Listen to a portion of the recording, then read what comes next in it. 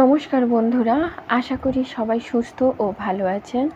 শরৎচন্দ্র চট্টোপাধ্যায়ের উপন্যাস দর্পচূর্ণ আজ আবার দ্বিতীয় অংশ পড়া শুরু করছি। ভালো লাগলে লাইক ও সাবস্ক্রাইব করে দেবেন। ষষ্ঠ পরিচ্ছেদ। ডাক্তারবাবু 5-7 শিশি ওষুধ খেলেন, কিন্তু বুকের ব্যথাটা তো গেল না। কই, তিনি তো কিছু বললেন না। জানেন তো, ওই তার স্বভাব। কিন্তু আমি নিশ্চয়ই জানি একটু ব্যথা লেগেই আছে, তাছাড়া শরীর তো সারছে না। ডাক্তার চিন্তা করিয়া কহিলেন, দেখুন, আমারও সন্দেহ হয়, শুধু ওষুধে কিছু হবে না, একবার জল হাওয়া পরিবর্তন আবশ্যক। তাই কেন তাকে বলেন না? বলেছিলাম একদিন, কিন্তু তিনি প্রয়োজন মনে করেন না। ইন্দু রুষ্ট হইয়া বলিয়া ফেলিল, তিনি মনে না করলেই হবে? আপনি ডাক্তার, আপনি যা বলবেন তাই তো হওয়া চাই। বৃদ্ধ চিকিৎসক একটুখানি হাসিলেন। ইন্দু নিজের উত্তেজনায় লজ্জিত হইয়া বলিল, দেখুন, আমি বড় ব্যাকুল হয়ে পড়েছি, আপনি ওকে খুব ভয় দেখিয়ে দিন। ডাক্তার মাথা নাড়িয়া ধীরে ধীরে কহিলেন, এ সকল রোগে ভয় তো আছেই। ইন্দুর মুখ পাংশু হইয়া গেল। কহিল, সত্যিই ভয় আছে? তাহার মুখের পানে চাহিয়া ডাক্তার সহসা জবাব দিতে পারিল না। ইন্দুর চোখে জল আসিয়া পড়িল। বলিল, আমি আপনার মেয়ের মতো ডাক্তারবাবু, আমাকে লুকোবেন না। কি হয়েছে খুলে বলুন। ঠিক যে কি হইয়াছে তাহা ডাক্তার নিজেও জানিতেন না। তিনি নানা রকম করিয়া যাহা কহিলেন তাহাতে ইন্দুর ভয় ঘুচিল না। সে ঘরে ফিরিয়া আসিয়া কাঁদিতে লাগিল। বিকেলবেলা নরেন্দ্র হাতের কলমটা রাখিয়া দিয়া খোলা জানলার বাহিরে চাহিয়াছিল। ইন্দু ঘরে ঢুকিয়া অদূরে একটা চৌকি টানিয়া লইয়া বসিল। নরেন্দ্র একবার মুখ ফিরাইয়া আবার সেই দিকেই চাহিয়া রহিল। কিছুদিন হইতে ইন্দু টাকা চাহে নাই। আজ সে যে কি জন্য আসিয়া বসিল তাহা নিশ্চয় অনুমান করিয়া তাহার বুকের ভিতরটা ঢিপ ঢিপ করিতে লাগিল। ইন্দু টাকা চাহিল না। কহিল, ডাক্তারবাবু বলেন ব্যথাটা যখন ওষুধে যাচ্ছে না তখন হাওয়া বদলানো দরকার, একবার কেন বেড়াতে যাও না? নরেন্দ্র বাস্তবিক চমকিয়া উঠিল। বহুদিন অজ্ঞাত বড় স্নেহের ধন যেন কোথায় লুকাইয়া তাহাকে ডাক দিল। ইন্দুর এক কণ্ঠস্বর সে তো ভুলিয়াই গিয়াছিল, তাই মুখ ফিরাইয়া হতবুদ্ধির মতো চাহিয়া ক্ষণকালের জন্য কি যেন মনে মনে খুঁজিয়া ফিরিতে লাগিল। ইন্দু কহিল, কি বলো? তাহলে কালই গুছিয়ে নিয়ে বেরিয়ে পড়া যাক। বেশি দূরে কাজ নেই, এই বদ্রীনাথের কাছে আমরা দুজন, কমলা আর ঝি। রামটহল পুরনো বিশ্বাসী লোক, বাড়িতেই থাক। সেখানে একটা ছোট্ট বাড়ি নিলেই হবে। তাহলে আজ থেকে গুছোতে আরম্ভ করুক না কেন? কোনো প্রকার খরচের কথাতেই নরেন্দ্র ভয় পাইত। এই একটা বড় রকমের ইঙ্গিতে তাহার মেজাজ একেবারে বিগড়াইয়া গেল। প্রশ্ন করিল, এই ডাক্তারটিকে এখানে আসতে বললে কে? ইন্দু জবাব দিবার পূর্বে সে পুনরায় কহিল, বিমলাকে বলো আমার পিছনে ডাক্তার লাগিয়ে উত্ত্যক্ত করবার আবশ্যক নেই, আমি ভালো আছি। বিমলা প্রচ্ছন্ন থাকিয়া ডাক্তার পাঠাইতেছে, বিমলাই সব। ইন্দু অন্তরে আঘাত পাইল, কিন্তু চাপা দিয়া বলিল, কিন্তু তুমি তো সত্যিই ভালো নেই, ব্যথাটা তো সারেনি। সেরেছে, তা হলেও শরীর সারেনি, বেশ দেখতে পাচ্ছি। একবার ঘুরে এলে আর যাই হোক, মন্দ কিছু তো হবে না। নরেন্দ্র ভিতরে বাহিরে এমন জায়গায় উপস্থিত হইয়াছিল যেখানে সহ্য করিবার ক্ষমতা নিঃশেষ হইয়া গিয়াছিল। তবুও ধাক্কা সামলাইয়া বলিল, আমার ঘুরে বেড়াবার সামর্থ্য নেই। ইন্দু জেদ করিয়া বলিল, সে হবে না, প্রাণটা তো বাঁচানো চাই। এই জিদটা ইন্দুর পক্ষে এতই নূতন যে নরেন্দ্র সম্পূর্ণ ভুল করিল। তাহার নিশ্চয়ই মনে হইল তাহাকে ক্লেশ দিবার ইহা একটা অভিনব কৌশল মাত্র। এতদিনের ধৈর্যের বাঁধন তাহার নিমেষে ছিন্ন হইয়া গেল। চেঁচাইয়া উঠিল, কে বললে প্রাণ বাঁচানো চাই? না, চাই না। তোমার পায়ে পড়ি ইন্দু, আমাকে রেহাই দাও, আমি নিঃশ্বাস ফেলে বাঁচি। স্বামীর কাছে কটু কথা শোনা ইন্দু কল্পনা করিতেও পারিত না।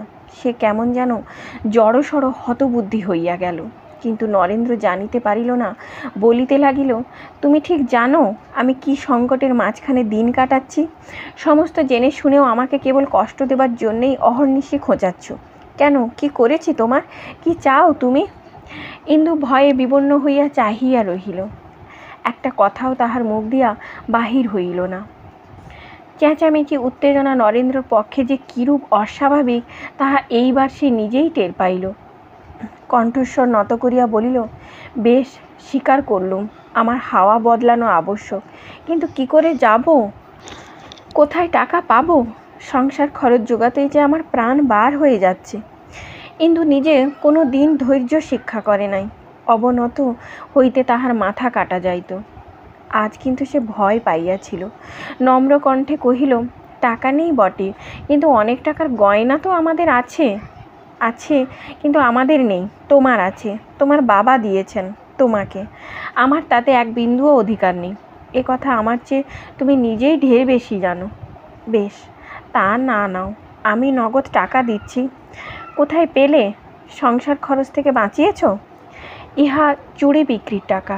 ইন্দু সহজে মিথ্যা কহিতে পারিত না। ইহাতে তাহার বড় অপমান বোধ হইত। আজ কিন্তু সে মিথ্যা বলিল। নরেন্দ্রর মুখের ভাব ভয়ানক কঠিন হইল। ধীরে ধীরে বলিল, তাহলে রেখে দাও, গয়না গড়িও। আমার বুকের অনেক রক্ত জল করে যা জমা হয়েছে তা এভাবে নষ্ট হতে পারে না। ইন্দু, কখনো তোমাকে কটু কথা বলিনি, চিরদিনই শুনে আসছি, কিন্তু তুমি না সেদিন দম্ভ করে বলেছিলে কখনো মিথ্যা বলো না। ছি! কমলা পর্দা ফাঁক করিয়া ডাকিল, মা, পিসিমা এসেছেন। কি হচ্ছে গো বউ? বলিয়া বিমলা ভিতরে আসিয়া দাঁড়াইল। ইন্দু মেয়েকে আনিয়া তাহার গলার হাতটা দুই হাতে সজোরে ছিঁড়িয়া ফেলিয়া স্বামীর মুখের সামনে ছুঁড়িয়া ফেলিয়া দিয়া কহিল, মিথ্যে বলতে আমি জানতাম না, তোমার কাছেই শিখেছি। তবুও এখনও পেতলকে সোনা বলে চালাতে শিখিনি। যে স্ত্রীকে ঠকায়, নিজের মেয়েকে ঠকায়, তার আর কি বাকি থাকে? সে অপরকে মিথ্যাবাদী বলে কি করে? নরেন্দ্র ছিন্ন হাতটা তুলিয়া প্রশ্ন করিল, কি করে জানলে পেতল? যাচাই করিয়েছ? তোমার বোনকে যাচাই করে দেখতে বলো। বলিয়া সে দুই চোখ রাঙা করিয়া বিমলার দিকে চাহিল। বিমলা দুই পা পিছিয়া গিয়া বলিল, ও কাজ আমার নয় বউ। আমি এই এত ইতর নই যে দাদার দেওয়া গয়না স্যাকরা ডেকে যাচাই করে দেখব। নরেন্দ্র কহিল, ইন্দু, তোমাকেও দু একখানা গয়না দিয়েছি, সে যাচাই করে দেখেছ? দেখিনি, কিন্তু এবার দেখতে হবে। দেখো, সেগুলো পিতল নয়। ভগিনীর মুখের পানে চাহিয়া হাতটা দেখাইয়া কহিল, এটা সোনার নয় বোন, পেতলই বটে। যে দুঃখে বাপ হয়ে ওই একটি মেয়ের জন্মদিনে তাকে ঠকিয়েছি সে তুই বুঝবি। তবুও মেয়েকে ঠকাতে পেরেছি, কিন্তু নিজের স্ত্রীকে ঠকাতে সাহস করিনি। সপ্তম পরিচ্ছেদ। কথা শোনো বউ, একবার পায়ে হাত দিয়ে তার ক্ষমা চাওগে। কেন, কি দুঃখে? আমার মাথা কেটে ফেললেও আমি তা পারবো না ঠাকুরজি। কেন পারবে না? স্বামীর পায়ে হাত দিতে লজ্জা কি? বেশ তো, তোমার দোষ না হয় নেই, কিন্তু তাকে প্রসন্ন করা যে সকল কাজের বড় না, আমার তা নয়। ভগবানের কাছে খাঁটি থাকাই আমার সকল কাজের বড়। যতক্ষণ সে অপরাধ না করছি ততক্ষণ আর কিছুই ভয় করি না। বিমলা রাগিয়া বলিল, বউ, এসব পাকামির কথা আমরাও জানি, তখন কিছুই কোনো কাজে আসবে না বলে দিচ্ছি। চোখ বুজে বিপদ এড়ানো যায় না। দাদা সত্যই তোমার উপর বিরক্ত হয়ে উঠেছেন। ইন্দু উদাসভাবে বলিল, তার ইচ্ছে। বিমলা মনে মনে অত্যন্ত জ্বলিয়া উঠিয়া বলিল, সেই ইচ্ছে টের পাবে যেদিন সর্বনাশ হবে। দাদা যেমন নিরীহ তেমনই কঠিন। তার এদিক দেখেছ, ওদিক দেখতে এখনো বাকি আছে, তা বলে দিচ্ছি। আচ্ছা, দেখতে পেলে তোমাকে খবর দিয়ে আসব। বিমলা আর কিছুই বলিল না। খানিকক্ষণ চুপ করিয়া থাকিয়া একটা নিঃশ্বাস ফেলিয়া ধীরে ধীরে বলিল, তা সত্যি, বিশ্বাস হয় না বটে, স্বামীর স্নেহে বঞ্চিত হব, কিন্তু সে মানুষ যে দাদা নয়। অসুখের সময় তাকে ভালো করে চিনেছি। বুকের কপাট তার একবার বন্ধ হয়ে গেলে আর খোলা যাবে না। এবার ইন্দ্রিয় মুখ গম্ভীর করিল, কহিল, খোলা না পাই বাইরেই থাকবো, খুলে দেবার জন্যে তার পায়ে ধরেও সাধব না, তোমাকেও সুপারিশ করতে ডাকবো না। ও কি রাগ করে চললে নাকি? বিমলা দাঁড়াইয়া উঠিয়া কহিল, রাগ নয়, দুঃখ করে যাচ্ছি। বউ, নিজের বোনের চেয়েও তোমাকে বেশি ভালোবেসেছি বলেই প্রাণটা কেঁদে কেঁদে ওঠে। দাদা যে অমন করে বলতে পারেন আমি চোখে দেখে না গেলে বিশ্বাসই করতুম না। ইন্দু হঠাৎ একটু হাসিয়া বলিল, অত বক্তৃতা আর কখনো তার মুখে শুনবে না। বক্তৃতা তুমিও কিছু কম করনি বউ, তবে তিনি যে আর কখনো করবেন না তা আমারও মনে হয়। এক কথা 100 বার বলবার লোক তিনি নন। ইন্দু আবার হাসিয়াও বলিল, সেও বটে, তবে আর একটা গুরুতর কারণ ঘটেছে, যাতে আর কোনোদিন স্বপ্নেও চোখ রাঙাতে সাহস করবেন না। আমার বাবার চিঠি পেলুম, তিনি আমার নামে 10,000 টাকার উইল করে দিয়েছেন। কি বলো ঠাকুরজি, পায়ে ধরবার আর দরকার আছে বলে মনে হয়? বিমলার মুখ যেন আরও অন্ধকার হইয়া গেল। বলিল, বউ, এর পূর্বে কখনো তোমাকে তিনি চোখ রাঙাননি। যা করে তাকে ফেলে রেখে তুমি মেদিনীপুরে গিয়েছিলে সে আমি তো জানি, কিন্তু তবুও কোনোদিন এতটুকু তোমার নিন্দে করেননি। হাসি মুখে তোমার সমস্ত দোষ আমার কাছেও ঢেকে রেখেছিলেন। সে কি তোমার টাকার লোভে? বউ, শ্রদ্ধা ছাড়া ভালোবাসা থাকে না। যে জিনিস তুমি তেজ করে হেলায় হারাচ্ছ সেদিন টের পাবে যেদিন যথার্থই হারাবে। কিন্তু এই একটা কথা আমার মনে রেখো বউ, আমার দাদা অত নীচ নয়। আর না, সন্ধ্যা হয়, চললুম। কাল পরশু একবার সময় হলে আমাদের বাড়ি এসো। আচ্ছা বলিয়া ইন্দু পিছনে পিছনে সদর দরজা পর্যন্ত আসিয়া উপস্থিত হইল। তাহার মৃদু পদশব্দ বিমলা যে শুনিয়াও শুনিল না তাহা সে বুঝিল। গাড়িতে উঠিয়া বসিলে মুখ বাড়াইয়া চিরদিন এই দুটি সখী পরস্পরকে নিমন্ত্রণ করিয়া হাসিয়া কপাট বন্ধ করে। আজ গাড়িতে ঢুকিয়াই বিমলা দরজা টানিয়া দিল। ঘরে ফিরিয়া আসিয়া ইন্দু কমলাকে বুকের কাছে টানিয়া লইয়া শুইয়া পড়িল। বিমলা চলিয়া গেল, কিন্তু তাহার খরোত্তপ্ত কথাগুলো রাখিয়া গেল। ইহার উত্তাপ যে কত এইবার ইন্দু টের পাইল। এই তাপে তাহার অহংকারের অভ্রভেদী তুষারস্তূপ যতই গলিয়া বাহির যাইতে লাগিল, ততই এক একটি নতুন বস্তু তাহার চোখে পড়িতে লাগিল। এত কাদামাটি আবর্জনা, এত কর্কশ কঠিন শিলাখণ্ড যে এই ঘনীভূত জলতলে আবৃত হইয়াছিল, তাহা সে তো স্বপ্নেও ভাবে নাই। হঠাৎ তাহার অন্তরের ভিতর হইতে কে যেন জিজ্ঞাসা করিয়া বলিল, এ কেমন হয় ইন্দু? যদি তিনি মনে মনে তোমাকে ত্যাগ করেন, তুমি কাছে গিয়ে বসলেও যদি তিনি ঘৃণায় সরে বসেন? তাহার সর্বাঙ্গ কাঁটা দিয়া উঠিল। কমলা কহিল, কি মা? ইন্দু তাহাকে সজোরে বুকে চাপিয়া ধরিয়া তাহার মুখে চুমা খাইয়া বলিল, তোর পিসিমা এত ভয় দেখাতেও পারে। কিসের ভয় মা?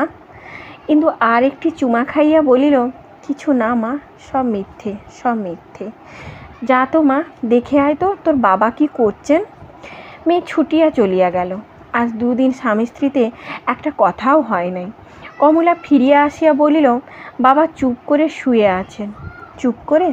আচ্ছা তুই শুয়ে থাক মা, আমি দেখে আসি বলিয়া ইন্দু নিজে চলিয়া গেল।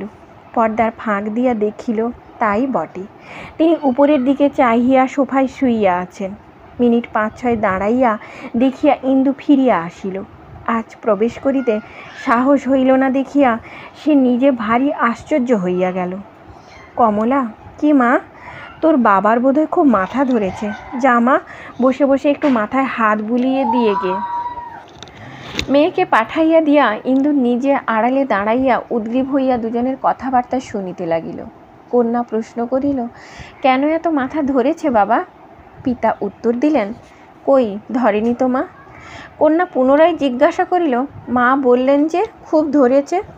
পিতা কিছুক্ষণ চুপ করিয়া কন্যার মুখের পানে চাহিয়া রহিলেন। একটু পরে বলিলেন, তোমার মা জানে না।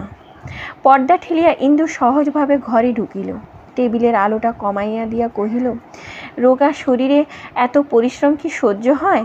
যা তো মা কমলা, ও ঘর থেকে অডিকোলনের শিশিটা নিয়ে আয়, আর রামটহলকে একটু বরফ কিনে আনতে বল দে। মেয়েকে তুলিয়া দিয়া ইন্দু শিয়রে আসিয়া বসিল। চুলের মধ্যে হাত দিয়া বলিল, আগুন উঠছে যেন। নরেন্দ্র চোখ বুজিয়া রহিল, কিছুই বলিল না। ইন্দু নীরবে মাথায় হাত বুলিয়া দিতে দিতে ঈষৎ ঝুঁকিয়া সস্নেহ কণ্ঠে জিজ্ঞাসা করিল, আজ বুকের ব্যথাটা কেমন আছে? তেমনই। তবে এই যে রাগ করে 2 দিন ওষুধ খেলে না, বেড়ে গেলে কি হবে বলো তো?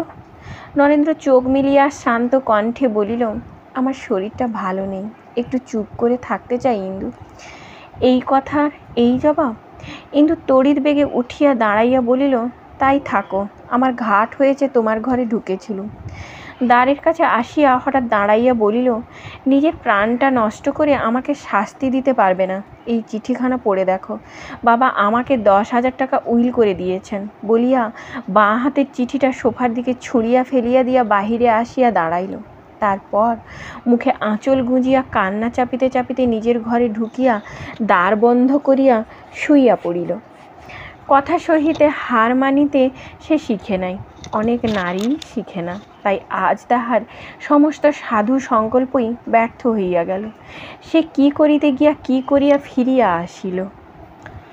অষ্টম পরিচ্ছেদ। ও কি ঠাকুরজি, তোমরা কাঁদছিলে নাকি? চোখ দুটি তোমাদের যে জবা ফুল হয়েছে। অম্বিকার বাবুর স্ত্রী শুনিতেছিলেন এবং বিমলা উপুড় হইয়া বই পড়িতেছিল। ধর্মর করিয়া উঠিয়া বসিয়া চোখ মুছিয়া হাসিল। উফ, দুর্গামণির দুঃখে বুক ফেটে যায় বউ। ইন্দু জিজ্ঞাসা করিল, কে দুর্গামণি? ন্যাকা সেজো না বউ, জানো না কে দুর্গামণি? চারিদিকে যে এত সুখ্যাতি বেরিয়েছে তা ঠিক বটে। ইন্দু আর কিছুই বুঝিল না, শুধু বুঝিল একখানা বইয়ের কথা হইতেছে। হাত বাড়াইয়া কহিল, দেখি বইটা। হাতে লইয়া উপরেই দেখিল গ্রন্থকার, তাহার স্বামীর নাম লেখা। পাতা উল্টাইতেই চোখে পড়িল উৎসর্গা করা হইয়াছে বিমলাকে। ইন্দু বইখানা আগাগোড়া নাড়িয়া চাড়িয়া রাখিয়া দিল। লেখা হইয়াছে, ছাপা হইয়াছে, দেওয়া হইয়াছে, অথচ সে তাহার বিন্দু বিসর্গও জানে না। তাহার মুখের চেহারা দেখিয়া বিমলা আর একটা প্রশ্ন করিতেও সাহস করিল না। তখন ইন্দু নিজেই বলিল, আমার নাটক নোবেল পড়তে ইচ্ছাও করে না, ভালোও লাগে না। যা হোক, ভালো হয়েছে শুনে সুখী হলুম। অম্বিকাবাবুর চাকর আসিয়া তাহার স্ত্রীকে লক্ষ্য করিয়া কহিল, বাবু জিজ্ঞাসা করছেন আজ তার যে জাদুঘর দেখতে যাবার কথা ছিল, যাবেন? এই বধূটি সকলের চেয়ে ছোট। সে লজ্জা পাইয়া ঘাড় হেঁট করিয়া মৃদুস্বরে কহিল, না, তার শরীর এখনো তেমন সারেনি, আজ যেতে হবে না। চাকর চলিয়া গেল। ইন্দু হাঁ করিয়া চাহিয়া রহিল। তাহার মনে হইল এমন আশ্চর্য কথা সে জীবনে শোনে নাই। ভোলা আসিয়া বিমলাকে জিজ্ঞাসা করিল, বাবু অফিস থেকে জানতে লোক পাঠিয়েছেন, একটা বড় আলমারি দেরাজ নিলাম হচ্ছে, বড় ঘরের জন্য কেনা হবে কি? বিমলা কহিল, না, কিনতে মানা করে দে, একটা ছোট বুককেস হলেই ও ঘরে হবে। ভোলা চলিয়া গেল। ইন্দু মহাবিস্ময়ে অবাক হইয়া বসিয়া রহিল। এই স্বামীদের প্রশ্নগুলোতেও সে বেশি প্রভুত্ব দেখাইতে পারিল না। ইহাদের স্ত্রী দুটির আদেশগুলো তাহার কাছে ঠিক দাসীদের মতো শুনাইল না, অথচ তাহার নিজের মনের মধ্যে কেমন যেন একটা ব্যথা বাজিতে লাগিল। কেবলই মনে হইতে লাগিল, কি করিয়া যেন ইহাদের কাছে সে একেবারে ছোট হইয়া গিয়াছে। যাইবার সময় বিমলা চুপি চুপি জিজ্ঞাসা করিল, বউ, সত্যি কি তুমি দাদার এই বইটার কথা জানতে না? ইন্দু তাচ্ছিল্যের সহিত কহিল, না, আমার ওর জন্যে মাথা ব্যথা করে না, সারাদিন বসেই তো লিখছে, কে অত খোঁজ করে বলো? ভালো কথা ঠাকুরজি, কাল বাপের বাড়ি যাচ্ছি। বিমলা উদ্বিগ্ন হইয়া কহিল, না বউ, যেও না। কেন? কেন সে কি বুঝিয়ে বলতে হবে বউ? দাদা তোমাকে তার দুঃখের সুখের কোনো ভারই দেন না, তাও কি চোখে দেখতে পাও না? স্বামীর ভালোবাসা হারাচ্ছ, তাও কি টের পাও না? ইন্দু হঠাৎ রুষ্ট হইয়া বলিল, অনেকবার বলেছি তোমাকে, আমি চাইনে আমি দাদার ওখানে নিশ্চিন্ত হয়ে থাকবো। ইনি আর যেন আমাকে আনতে না যান, আর যেন আমাকে জ্বালাতন না করেন। এবার বিমলাও ক্রুদ্ধ হইয়া উঠিল, কহিল, এসব বড়াই পুরুষ মানুষের কাছে করো বউ, আমি তো মেয়ে মানুষ, আমার কাছে করো না। তোমার বাপেরা বড় লোক, তোমার সংস্থান তারা করে দিয়েছেন, এই তো তোমার অহংকার। আচ্ছা, এখন যাচ্ছ যাও, কিন্তু একদিন হুঁশ হবে, যা হারালে তার তুলনায় সমস্ত পৃথিবীটাও ছোট। বউ, যা তুমি পেয়েছিলে কম মেয়ে মানুষেই তা পায়, সে জানি, কিন্তু যে অপব্যয় তুমি করলে তাতে অক্ষয় হয়ে শেষ হয়ে যায়, বোধ করি গেলেও তাই। সেই বইখানা বিমলার হাতেই ছিল। তাহার প্রতি দৃষ্টি পড়ায় ইন্দুর বুকের ভিতরটা আর একবার হু হু করিয়া উঠিল। বলিল, অহংকার করবার থাকলেই লোক করে, কিন্তু আমার সর্বনাশ হবে, যাই যাবে। সেজন্যে ঠাকুরজি তুমি বা মাথা গরম করো কেন, আর আমি বা যা তা দাঁড়িয়ে দাঁড়িয়ে শুনি কেন? আমার থাকতে ইচ্ছে নেই, থাকবো না, এতে যা হয় তা হবে, কারো পরামর্শ নিতেও চাইনি, ঝগড়া করতেও চাইনি। বিমলা মৌন হইয়া রহিল। তাহার কথা অন্তর্যামী জানিলেন, কিন্তু এ অপমানের পরে আর সে তর্ক করিল না। ইন্দু অগ্রসর হইবার উপক্রম করিতেই কহিল, দাঁড়াও তো বউ, তুমি সম্পর্কে বড়, একটা প্রণাম করি। নবম পরিচ্ছেদ। সেদিন সন্ধ্যা হইতেই সমস্ত আকাশ ঝাঁপিয়া মেঘ করিয়া বৃষ্টি পড়িতে লাগিল। ইন্দু মেয়ে লইয়া বিছানায় আসিয়া শুইয়া পড়িল। আজ তার ছোট ভগিনীপতি আসিয়াছিলেন। পাশের ঘর হইতে তাহাকে খাওয়ানো দাওয়ানো গল্পগুজবের অস্ফুট কলধ্বনি যতই ভাসিয়া আসিতে লাগিল, ততই কিসের অব্যক্ত লজ্জায় তাহার বুক ভরিয়া উঠিতে লাগিল। 3 মাস হইতে চলিল, সে মেদিনীপুরে আসিয়াছে, ছোট ভগিনীও আসিয়াছে। তাহার স্বামী 1-2 মাসের মধ্যেই শান্তিপুর হইতে অন্তত 5-6 বার আসা যাওয়া করিলেন, কিন্তু নরেন্দ্র একটি বারও আসিলেন না। একখানা চিঠি লিখিয়াও খোঁজ করিলেন না। কিছুদিন হইতে ব্যাপারটার উপর সকলেরই দৃষ্টি পড়িয়াছে এবং প্রায়ই আলোচনা হইতেছে। ছোট ভগিনীপতির ঘরে সকলের সম্মুখে পাছে এই কথাটাই উঠিয়া পড়ে, এই ভয়ে ইন্দু অসময়ে পলাইয়া ঘরে ঢুকিয়াছিল। স্বামী আসেন না, তাহার অবহেলায় বেদনা কত সে ইন্দুর নিজের কথা, সে যাক, কিন্তু ইহাতে যে এত ভয়ানক লজ্জা এ কথা সে তো একদিনও কল্পনা করে নাই। ভ্রূণ হত্যা, নরহত্যার মতো এ যে কেবল লুকাইয়া ফিরিতে হয়, মরিয়া গেলেও যে কাহারও কাছে স্বীকার করা যায় না স্বামী ভালোবাসেন না।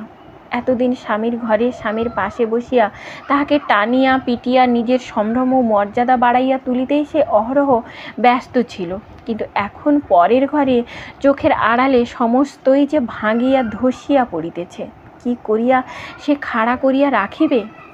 আজ ভগিনীপতি আসার পর হইতে যে কেহ তাহার পানে চাহিয়াছে, তাহার মনে হইয়াছে তাহাকে করুণা করিতেছে। কমলাকে কেহ তার পিতার কথা জিজ্ঞাসা করিলে ইন্দু মরমে মরিয়া যায়, বাড়ি ফিরিবার প্রশ্ন করিলে লজ্জায় মাটিতে মিশিতে চায়। অথচ আসিবার পূর্বে স্বামীকে সে অনেকগুলো মর্মান্তিক কথা বলিয়া আসিয়াছিল, প্রতিপালন করিবার ক্ষমতা হইলে যেন লইয়া আইসে। হঠাৎ ইন্দুর মোহর ঘোর কাটিয়া গেল। কমলা, কাঁদছিস কেন মা? কমলা রুদ্ধস্বরে বলিল, বাবার জন্য মন কেমন করছে। ইন্দুর বুকের উপর যেন হাতুড়ির ঘা পড়িল। সে মেয়েকে প্রাণপণে বুকে চাপিয়া ধরিয়া ফুপাইয়া কাঁদিয়া ফেলিল। বাহিরের প্রবল বাড়ি বর্ষণ তাহার লজ্জা রক্ষা করিল। কন্যা ছাড়া এ কান্না আর কেহ শুনিতে পাইল না। তাহার জননী শিখাইয়া দিলেন কিনা জানি না, পরদিন সকাল হইতেই কমলা পিতার কাছে যাইবার জন্য বায়না ধরিয়া বসিল। প্রথমে ইন্দু অনেক তর্জন গর্জন করিয়া শেষে দাদাকে আসিয়া কহিল, কমলা কিছুতেই থামে না, কলকাতায় যেতে চায়। দাদা বলিলেন, থামাবার দরকার কি বোন, কাল সকালেই তাকে নিয়ে যা। কেমন আছে নরেন? সে আমাকে তো চিঠিপত্র লেখে না, তোকে লেখে তো? ইন্দু ঘাড় হেঁট করিয়া বলিল, ভালো আছে তো? ইন্দু তেমনি করিয়া জানাইল, আছেন। বিমলা অবাক হইয়া গেল। কখন এলে বউ? এই আসছি। ভৃত্য গাড়ি হইতে ইন্দুর তোরঙ্গ নামাইয়া আনিল। বিমলা দারুণ বিরক্তি কোনো মতে চাপিয়া কহিল, বাড়ি যাওনি? না, শুধু কমলাকে সম্মুখ থেকে নামিয়ে দিয়ে এসেছি, শুধু তার জন্যেই আসা, নইলে আসতুম না। বিমলা নিঃশ্বাস ফেলিয়া বলিল, না এলেই ভালো করতে বউ, ওখানে তোমার আর গিয়েও কাজ নেই। ইন্দুর বুকের ভিতরটা ধড়াস করিয়া উঠিল। কেন ঠাকুরজি? বিমলা সহজ গম্ভীরভাবে কহিল, পরে শোনো, কাপড় ছাড়ো, মুখ হাত ধোও, যা হবার সে তো হয়েই গেছে। এখন আজ শুনলেও যা, 2 দিন পরে শুনলেও তাই। ইন্দু বসিয়া পড়িল। তাহার সমস্ত মুখ নীলবর্ণ হইয়া গেল। বলিল, সে হবে না ঠাকুরজি, না শুনে আমি এক বিন্দু জলও মুখে দেব না। তাকে দেখতে পেয়েছি, তিনি বেঁচে আছেন, তবুও সেখানে আমার গিয়ে কাজ নেই কেন? বিমলা খানিক থামিয়া দীর্ঘ নিঃশ্বাস ফেলিয়া বলিল, সত্যিই ও বাড়িতে তোমার জায়গা নেই। এখন তোমার পক্ষে এখানেও যা, বাপের বাড়িতেও তাই, ও বাড়িতে তুমি থাকতে পারবে না। ইন্দু কান্না চাপিয়া বলিয়া উঠিল, আমি আর সইতে পারি নে ঠাকুরজি, কি হয়েছে খুলে বলো। বিয়ে করেছেন? বিশ্বাস হয় না, কিছুতেই না। আমার অপরাধ যত বড়ই হোক, কিন্তু তিনি অন্যায় কিছুতে করতে পারেন না, তবুও কেন আমার তার পাশে স্থান নেই বলবে না? বলিতে বলিতে তাহার 2 চোখ বাহিয়া ঝরঝর করিয়া জল পড়িতে লাগিল। বিমলার নিজের চক্ষুও আর্দ্র হইয়া উঠিল, কিন্তু অশ্রু ঝরিল না। বলিল, বউ, আমি ভেবে পাইনি কি করে তোমাকে বোঝাবো, সেখানে আর তোমার স্থান নেই। শম্ভুবাবু দাদাকে জেলে দিয়েছিল। ইন্দুর সর্বাঙ্গ কাঁটা দিয়া উঠিল। তারপরে বিমলা বলিল, আমরা তখন কাশিতে। শম্ভুবাবু টাকা জোগাড় করবার 2 দিন সময় দেয়, কিন্তু 4,000 টাকা জোগাড় হয়ে ওঠে না। ধরে নিয়ে যাবার পরে দাদাকে ভোলাকে আমার কাছে কাশিতে পাঠিয়ে দেন, কিন্তু আমরা তখন এলাহাবাদে চলে যাই। সে ফিরে আসে, আবার যায়, ওই রকম করে 10 দিন দেরি হয়ে যায়। তারপরে আমি এসে পড়ি। আমার কাছেও নগদ টাকা ছিল না। আমার গয়নাগুলো বাঁধা দিয়ে 11 দিনের দিন দাদাকে বার করে নিয়ে আসি। তোমারও তো 4-5 হাজার টাকার গয়না আছে বউ, মেদিনীপুরও দূর নয়। তোমাকে খবর দিতে পারলে এসব কিছুই হতে পারতো না। দাদা বরং 10 দিন জেল ভোগ করলেন, কিন্তু তোমার কাছে হাত পাতলেন না। আর তোমার তার কাছে গিয়ে কি হবে? অনেক সুখই তো তুমি তাকে দিলে। এবার মুক্তি দাও, তিনিও বাঁচুন, তুমিও বাঁচো। ইন্দু এক মুহূর্ত মাথা হেঁট করিয়া বসিয়া রহিল। তারপর একে একে গায়ের সমস্ত অলঙ্কার খুলিয়া ফেলিয়া বিমলার কাছে ধরিয়া দিয়া বলিল, এই নিয়ে তোমার নিজের জিনিস উদ্ধার করে এনো ঠাকুরজি, আমি তার কাছেই চললাম। তুমি বলছো স্থান হবে না, কিন্তু আমি বলছি এইবারেই আমার তার পাশে যথার্থ স্থান হবে। যা এতদিন আমাকে আলাদা করে রেখেছিল, এখন তাই তোমার কাছে ফেলে দিয়ে আমি নিজের স্থান নিতে চললুম। কাল একবার যেও ভাই, গিয়ে তোমার দাদা আর বউকে দেখে এসো। চললুম বলিয়া ইন্দু গাড়ির জন্য অপেক্ষা না করিয়াই বাহির হইয়া গেল। ওরে ভোলা, সঙ্গে যা বলিয়া বিমলা চোখ মুছিয়া পিছনে পিছনে দরজায় আসিয়া দাঁড়াইল। শরৎচন্দ্র চট্টোপাধ্যায়ের দর্পচূর্ণ আজ এখানেই সমাপ্ত হলো। পরের ভিডিওতে আবার নতুন একটি গল্প নিয়ে আসছি। ভালো থাকবেন, সুস্থ থাকবেন, আর ভালো লাগলে লাইক ও সাবস্ক্রাইব করে দেবেন।